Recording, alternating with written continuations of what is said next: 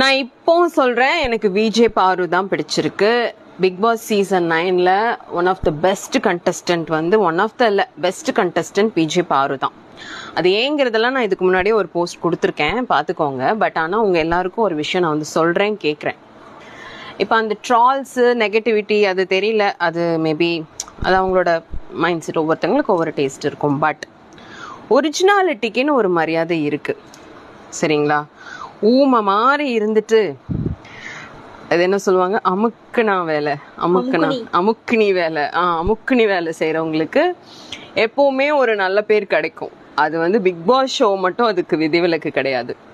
என்ன இப்போ அப்படிதான், நீ பண்ண தப்பு தான் அப்படின்லாம் சொல்லிட்டா அவங்களுக்கு ஒரு பேட்ச் குத்தப்படும், ஒரு ஸ்டாம்ப் குத்தப்படும். ஆனால் கடைசியில் ஜெயிச்சிருவாங்க. டைட்டில் ஜெயிக்கிறாங்களோ இல்லையோ, பார்வதி சொல்கிறேன், நல்ல ஒரு ஃபேம் கிடைக்கும் அவங்களுக்கு, நல்ல ஒரு ரீச். அவங்க ஆல்ரெடி இப்போ போயிட்டாங்க, பார்வதிக்காகவே ஷோ, திட்டிகிட்டேனாலும் பார்வதிக்காகவே ஷோ பார்க்குறவங்க இருக்காங்க.